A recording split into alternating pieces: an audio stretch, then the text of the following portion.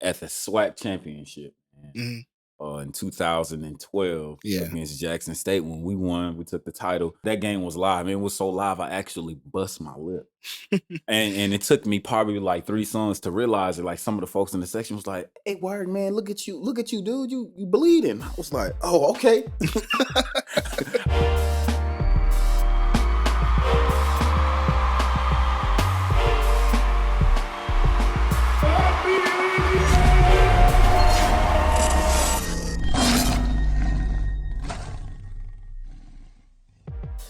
Yes, sir. Welcome back to another episode of Let Me Hear You Roar, the M4 podcast, y'all. Today we have the trombone tyrant himself, Mr. Anthony Wyrick.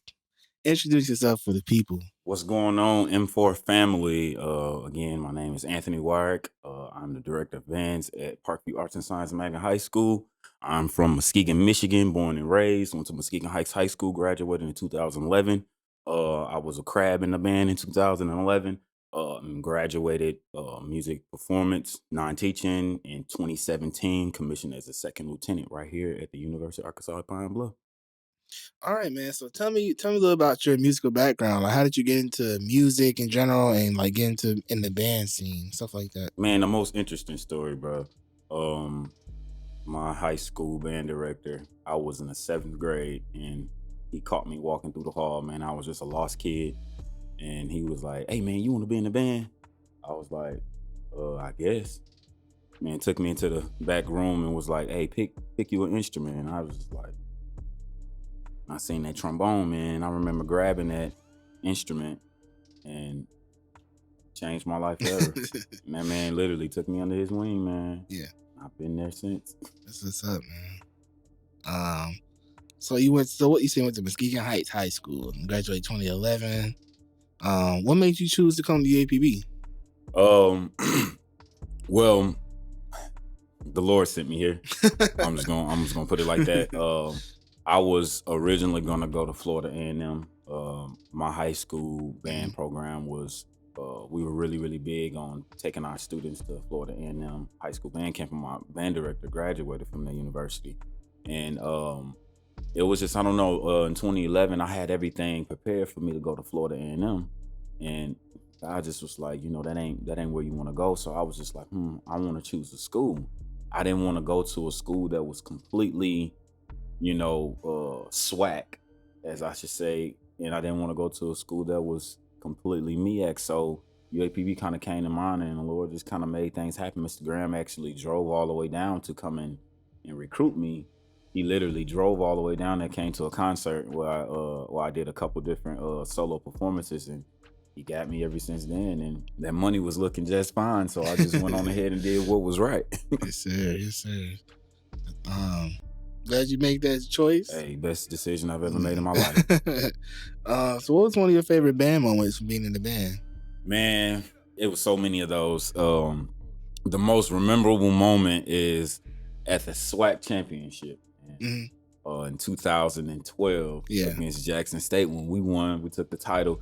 Man, that game, the intensity of that performance, and you was in the band at the time too, man. Sure, that game was live. It was so live, I actually bust my lip.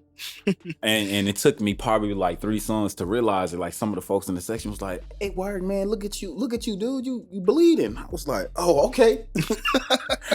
I was too hyped, man. The intensity was definitely high. So that game was definitely one for the books. I still listen to that to this very day, man. Yeah, that was definitely an experience for me. My first year, going all the way to the SWAC championship, winning it all. We are the champions for about 5 or 6 times in a row. Getting to see Jackson, twice that year, and just a lot of fun. So you graduate. What year did you graduate? From UAPB in 2017. 2017. Yeah. And so what did you do after that? Actually, so like I said, I graduated music performance, non-teaching, and I also had a commission through the military science. So I commissioned as a second lieutenant in the Army, and went off to basic officer leader course. Did that for about a year to 2 years, and ended up becoming a band director. So where did you start being a band director? My very first school was J Fair, James Augustus Fair in Little Rock, Arkansas, back in 2018. Okay. Yep. Where you at now? I am now at Parkview Arts and Science Magnet High School. It just changed to Parkview Performing Arts High School. Okay. So yeah. So get something about that experience. Man, that was a God-given type of situation. You know, coming from J Fair, I took that band program from 9 students to 70 within 1 year, and the school actually shut down. If J Fair was still open, I probably would still be there. But the school shut down, and I ended up taking a job out in Leland, Mississippi, and God called me right back. The band director from at Parkview at the time, Carlton McGee, called me up and was like, "Hey Doc, man, I need you to go ahead and come on down." So it was quite a pretty easy transition, man. And I went on ahead and took that job. And under the pandemic, had a pretty successful year, man. It's definitely one to add into the resume. It was really good. We managed to have a full year. We marched every home game in the pandemic, keeping the kids, socially distanced. We had bell covers, face masks, all of that. 0 cases to happen. So it was a pretty successful year, man. I just have to kind of throw the little accolades out there. I actually got band director of the district. Oh wow! Congratulations, man. I appreciate it, man. I worked hard for that over the pandemic, man. Teaching students virtually and in person at the same time. That was a whole beast, man. 20th century teaching, man. That it's a whole nother thing. The integration of technology and things like that. So I was pretty hyped up on that when I came in, and man, like I said, it was a pretty successful year. We managed to have 32 students to make all region. 6 of them qualify for all state. Had about 59 to make ones at solo ensemble, 29 to make twos at solo ensemble. So it was a really good, successful year at Parkview. I'm excited for going into the next year. That's what's up, man. So talk about it, and just a little disclaimer for y'all that by the time this episode may come out, it probably might be late August, early September. We're recording this on July 18th. So talk about the band academy that you had this summer. Oh man, that I'm very, very proud to talk about that. It's like that's exactly what it is. It's an all-star band. We called it the Little Rock School District Band Academy. That's basically of all of the directors in all the high school directors in Little Rock School District, we came together to formulate an ensemble of a mixture of all of our students.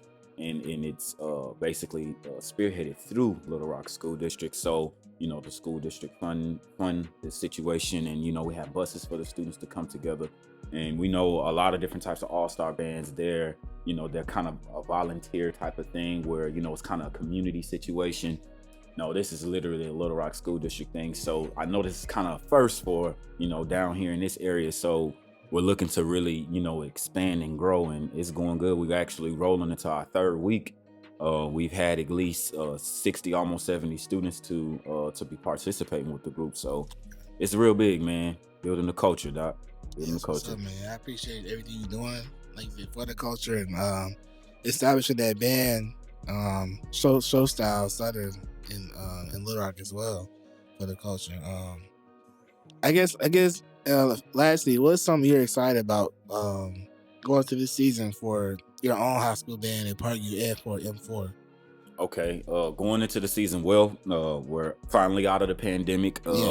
What I will say, we really worked fundamentals really, really hard, getting students to really develop tones and really constitute the sound and get all students kind of a little bit well versed on their personal instrument. So I'm excited going into a new year because the students got a chance to actually really focus on the most important thing of being a musician. So getting into the new year, we're really going to be able to play some really nice, intricate things. And I'm just excited to be able to see all of my students at bulk. We're looking at least about 105 total for the marching ensemble, not to mention students that's in the band program in general. But we're looking at about 105 marching group, that's auxiliary drum majors, drum lines included. So I'm really excited about it, man. We have some really advanced students, so we're gonna be playing some nice things. So y'all be looking out for Parkview Arts and Science Magnet High School. Gonna put the smashes on anybody that come this way. So, you heard it here first. What are you excited about M4? What are you excited about seeing like what are you looking for, especially from this past performance of the SWAC championship, seeing how well that performance went? Man, I am beyond excited to see what the band is going to bring this fall. It was a real good end out on that game, and I still listen to that video to this day. It's a really good thing to hear the band play with the level of aggression the way that they did, and I just think that the level of recruitment, the quality of students, we're not talking about numbers. I just believe the quality of students is going to come. Just to say, we have quite a few students coming from my program. There'll be about 7 or 8 students. Got a few all-state students that's coming. So, and I had quite a few talks with Mr. Graham in terms of the quality that's getting ready to come this way. So, I just can't wait to see what we're able to put out there, and I'm gonna be right there at band camp, some of the practices, because I'm only right up the road. So, I will be in support of my program. Well, y'all heard it, y'all. We're gonna have a quick intermission, and per request of our special guest, we're gonna have one of his favorite band songs, White Iverson, for 2015. So White Iverson. We'll be right back.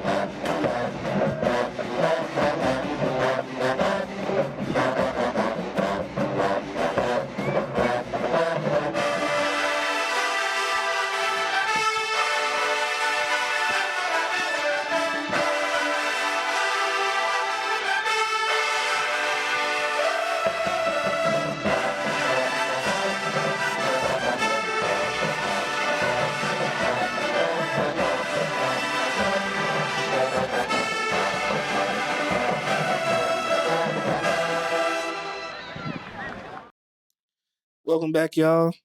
We got this little game segment for y'all that we got to play or whatever. So, guess the M4 song segment. These rules, so basically gonna be like 4 band clips, 4 10-second band clips. For each one that you get right, you get a point right for each one of those. And you have 3 lifelines. So you got the first one is you get a replay the clip. The second one is I can say the year of the band that played it, or I can give you a word out of the song title. So let's go. And also there's a bonus round. If you choose to do it, you can double your points or you can lose all your points if you get that one right. Okay. So now don't get to searching all in 96. No. No, I try to keep it pretty relative to the guests, but hopefully, we gonna get them all wrong, so we can have you ready? Let's go. All right. This one a little easier.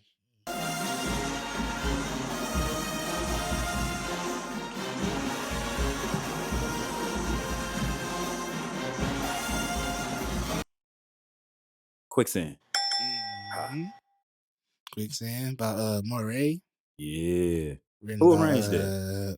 Brother Derek Smith. Oh yeah. That was a little saucy. I tried to I was like, hey man, let me get that arrangement. I was so hyped to get it, man. When I started reading, I was like, yeah, we're gonna have to kind of switch this up a little bit for us. All right. There's 1 point on the board, y'all. Ready for the two?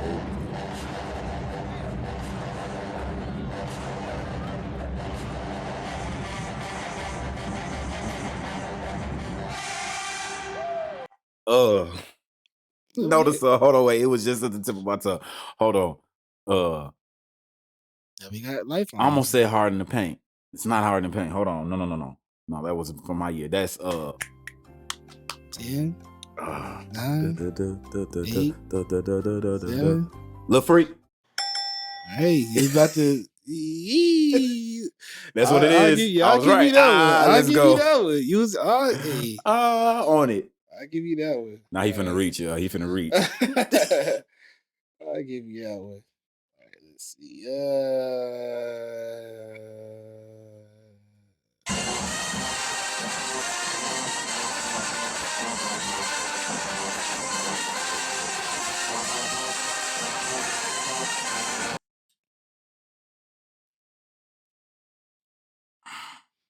Da da da da da da.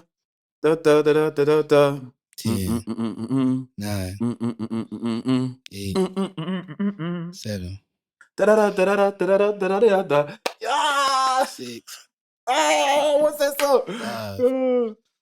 5. Man, I can't think of the name. You got Lifelines. 3. Oh, give me the Lifeline.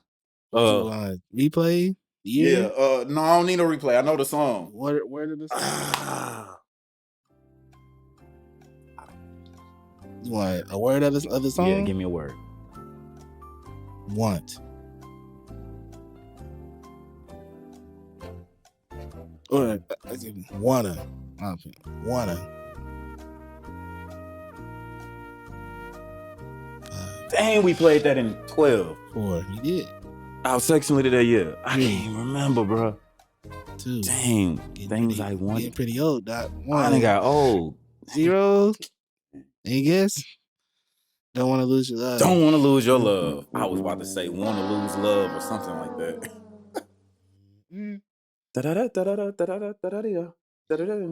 Yeah, that's a little tongue twister for us. All right, so that's 2 out of 3 so far. One more. Give me one more. Hit it.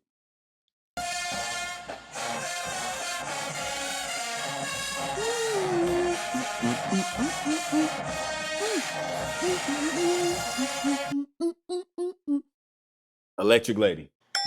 Let's go. All right. That's 3 out of 4. Oh, we got one more? You got the bonus. If you let me get my bonus. Hey, that probably will knock off the one that I messed up. I mean, you can double your points or you lose all your points. So let's go. Give me another one.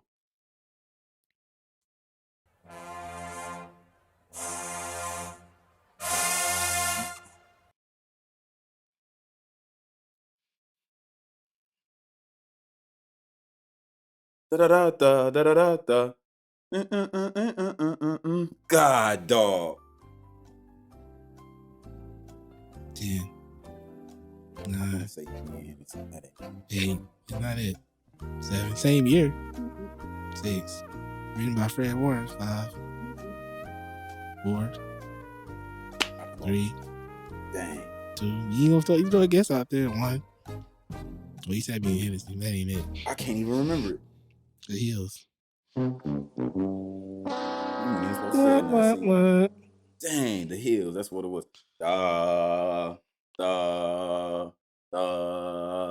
Yeah. Man, yeah, The Hills. Yeah, that's 0 points too. Dang, you ain't no good. I should have just let it go. That's 0 points, my brother. But see, you know, I want some of them Adidas shoes, man. Go ahead, gonna slide those in my box real quick. We have to discuss that off the air. Just for further discussion or whatever.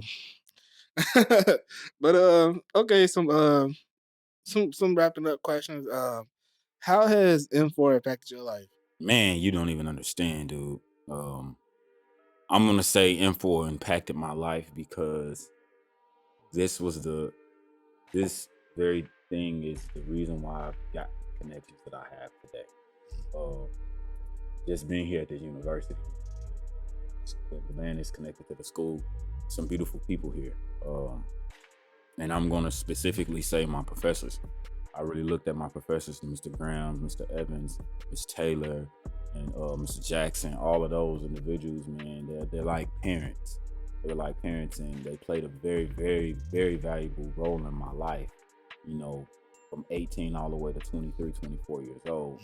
You know, they were parents away from home. So, you know, and I mean, not even just them, it's the other, you know, professors here at the university. It's just a beautiful thing, the type of people that, you know, were here to really, you know, keep my head on straight. I was 700 and some odd miles away from home, you know. They were the closest thing to home. Yeah. With that home feel, mom, dad, you know. So yeah. Okay. So what's like some advice for incoming freshmen and or like graduating seniors from the university? Well, for the incoming freshmen and people that are getting ready to come to the school, I would say that know who your professors are. Know who those people that are stakeholders of your classes, and you know the different like the different dormitories, the lunch ladies, the folks that are over the mail center. Yeah. Know who these people are, and they are the ones who's really gonna help you to get to where you need to be. Having conversations with all of the different people all around the university, man. Again, they've helped to pave the way for me, which is with their level of love and advice and different things like that. So again, to reiterate, make sure that you know who your professors are. Whatever major that you're in, you need to be, I call it a teacher's pet. Yes, I'll be a teacher's pet because I'm going to get all of the knowledge that I can from those individuals that's going to walk the path that I'm trying to walk. You see what I'm saying? So know who those professors are. Know who those older upperclassmen who've been around. Know who those people are. That's what's going to really set you apart. And for the graduating people, my advice to you is, before you graduate, please make sure that you set your life up for what you're gonna do after school. I know y'all getting ready to leave, so it's kind of something that you kind of should already have together. But one thing that we don't talk about is a lot of these people that, you know, get these degrees and don't have a plan. And a lot of the time, some people think that, oh yeah, I got a degree, so me getting a job is nothing. No, you have to really look. So using those professors and using those different people from your departments to really help you set up your next life situation. So really, really tap into what you're trying to do before you leave. Get all of the connections while you're still considered an undergraduate person getting ready to graduate, you know. Yeah, for sure. So what's the question you got for me, man? Man, people want to hear. What is it like for you to be the new young director and the youngest director on M4 staff in quite a while? What is it like? Man, it's surreal in a way, because growing up here, being a part of the environment of Pine Bluff, you know, just surreal to have that. You know, it's almost like a dream come true to, you know, come up, matriculate through Pine Bluff School District, UAPB, and be able to come back here and work at UAPB, you know, and be in the band directors, which is something that,